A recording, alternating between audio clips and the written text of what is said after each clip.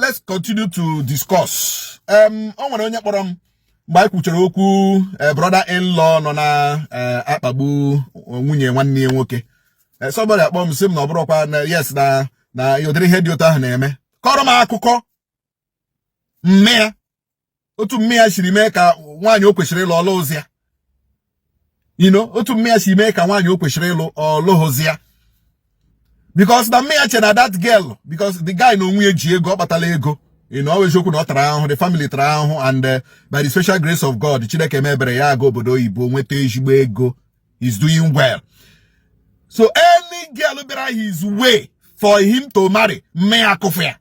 Any girl better his way for him to marry, mmea kofia. Oh, what they are mmea sia, ma ole ihe the problem. Onye nke abụọ abịala, onye nke mba abịala gị chụọ ya, onye nke abụọ abịala gị chụọ ya, onye nke atọ abịala gị chụọ ya, onye nke ekwelu nwere umeala chọkwara nọ ka mụ na ya nwee ike nọrọ gị chụọ ha ya ma ịchọ ka m lụọ nwaanyị. Mmanwụ ịchọ ka m lụọ nwaanyị. Mmea sị na-achọ ka ịlụọ nwaanyị nke bata ugbu a na ya bịa mee nwa ihe ị na-enye m, nwa akwa ị na-azụrụla m, nwa ihe oriri ị na-enye m, nwa ego ị na-enye m, igụọ ha enye aha m ya. Ai, Jesus Christ. O dịrị nne dị ụtọ ahụ kwa wincho. Ya gwa gị eziokwu, ụdịrị nne dị ụtọ ahụ winch. O nwere ndị nne dị ga-enweta gị izi ajị gbakwa ajị gbara ajị gbagbuo ajị because ị gaghị aghọta where they are coming from. Olee ihe mere nne dị ga-eji ele nwaanyị nwa ya nwoke chọrọ ịlụ ya akụpụ ya chụlaa ya because na oche na the girl bata na ihe gbasaziri ego ọ na-enye, ihe gbasaziri nri ọ na-azụrụ ya, ihe gbasara akwa ọ na-enye, ihe gbasara ego ọ na-enye na ọma nyezi ọzọ. Odiri nne dị otu ahụ wee winch. Ihe m na-agwa gị bụ eziokwu. You don't behave like that. That is why some girls ga-asị gị na ya agaghị alụ nwoke mmegharị ndụ. Some girls na-ekwuye but ọ dịghị mma ikwuye. Because gwa na oge ga-emechakwa wụrụ nne echi, nwa gị ga-achọkwa ịlụ nwaanyị. So ọ bụrụ na nwaanyị ahụ nwa gị ga-achọ ịlụ sị na ọ gaghị alụ nwoke mmegharị ndụ, ọ ga-adị gị mma. Mana gị anya oge ụfọdụ gị chọpụta na some mother-in-laws are terrible. Ụfọdụ ndị nne di they are terrible. Nwere agwa ha ga-akpọ otu a gị na-asị ihe ọwa agwa Jezebel ka ọwa agwa onye. You know, so dị very wrong. Gị wuru onye nne di na-akpọ ụdịrị agwa na-egbochiri nwa gị, na-egbochi nwunye nwa gị ihe ndị o kwesịrị inweta n'aka die ma ọ bụ maybe alụọla ya alụọ for instance. Then gị na-eshi ọnwụ na unu ga-eshikọtarịrị ihe ọnụ na nne nwa di gị nwunye di gị nwunye nwa gị na ọ ga-eshiriri nri the whole family ga-eri na ọ gaghị eje kwara usekwu kie. Ọ dị wrong. And this brings me to some men ndị ga-alụ nwaanyị ha edowe ha na family house. If you marry a wife, take your wife to another place. Do not keep your wife in your family house. Ebe nya na mma gị ụmụnne gị mpa gị ha niile anọrọ. That woman will not have value in their eyes. Ihe na-agwa gị bụ eziokwu. That woman will not have value. If you don't trust any woman, don't marry her.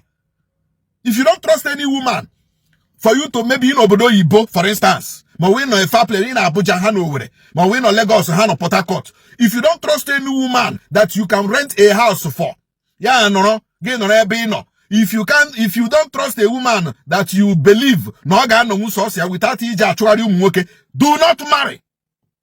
Alụrụ onye dị otu a. Look for ndị ga-trust wu. Look for somebody you can build trust with. Look for somebody you can really love. Look for somebody that no matter what, you will vow and vouch for her that you know gaghị eme ihe rịkpa. You know? Gị lụọ nwaanyị, gị were ya handụlọ mma gị n'aka, handụlọ mpa gị n'aka, si ha nọrọ na family house, gị nọrọ obodo oyibo, na-ejite ego, then mma gị na-eshi ọnwụ na nwa na the girl, ihe shiri. All the wrong, my brother. Once you brought nwaanyị from ụlọ mpịa, you have established another family. So all the very wrong, all the very, very wrong, gị nwee ịlụ nwaanyị kpọsara ya mma gị na village. If you don't have the money to do the papers, iji akpọ ya go obodo oyibo, alụla. Most of you guys na-eme unu nọrọ obodo oyibo na-ejige mpa nnụ eje gbaa nkwụ without your presence, ejige nwanne unu nwoke eje gbaa nkwụ without your presence, ewere picture gị gbaa nkwụ without your presence, akpọrọ nwaanyị kpọba agala mma gị, kpọba agala mpa gị, nwaanyị anọrọ ga-ahatagbuo onwe ya n'ahụ. If you cannot marry a wife you can rent a house for, nwunye don't marry. Stop devaluing girls and women and ladies that's supposed to be trusted. My God, trust to him. Alola, honestly. Alola, I just say lota. I not 2 years, 1 year. This and that. Some men are like this may have totally abandoned Nigeria. Some girls loro deal like that. Now who the man anyao. Oh na nobodo ibaneji te gane eme hishie. Onobodo ibaneji te gane eme hishie. Ha no na Nigeria 2 years, 3 years, 4 years, 6 years, 7 years. Oh when came in over 12 good years. That lady, that man anya. At the end of the day, ha choya. Oh man over here. No we're not. No we're not go man.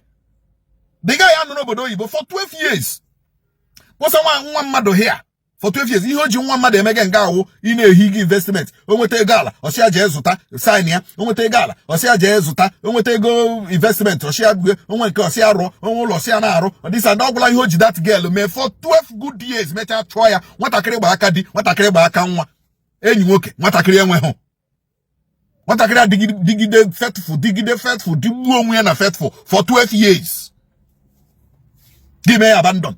The case in an office, and you treat to quite fuck up with the guy. I'm telling you, I treat you very well. Oh, I said to look capacity the girl, and with the go and with the part of the property. Because I'll show how because all of one there. That is the truth, all of one in Ghana. Because we nearly contacted the embassy. We nearly contacted the embassy of Bono.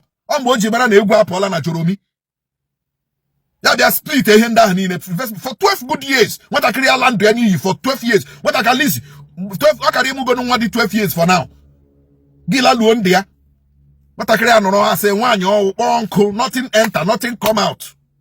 Ni men there, ni ma here, otwa hokore, chegi, domenegi, ebeni ne akushia. Give where they got Isiagu.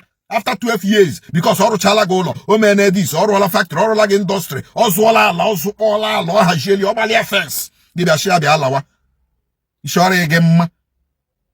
If you have such a case, bring it here. Can I teach you that man a lesson? Can I teach you a lesson? It is very wrong. You don't keep treating people like that, violating their human rights. So finally, ni nchikoto okum, giwuru nwoke n'obodo Igbo, idibe ready. Leave her in her father's house. Whenever you are ready, come back and marry her. Give her 1 year, 2 years, 3 years, 4 years. Lordy. Most of them are Lucha and how Lucha they will not tell you. Under the sincere and truthful. But Kabiko Hachoka Logas and wine in Nigeria. There are Logas wine in Nigeria. Or you know Ibija. Mana ya kama no nya gwara gi kebe eziokwu na ya lụọ gị na imam bịakwa ebe ahụ na ị ga-anọkwa na Nigeria. Fine, is an agreement to agreement gini ekwere na ka. But ọ ga-adị very wrong for you as a man. Gị lụọ nwa mmadụ domie n'ụlọ isi anya na mma gị nọrọ. Mma gị jiri emere ihe ụmụaka. Ọ dị maka ya ikwu jem okwu a. Mana onwe ihe ị chọrọ itinye n'okwu a, tinye na comment section. Share kwa ya ka ụmụnne anyị ndị ọzọ nwee ike ghọta ihe anyị na-akọ, ghọta ebe anyị na-eje. Kudo nke Chineke dịrị unu mgbe niile. Ka ụbọchị taa gajibola anyị siriri werere.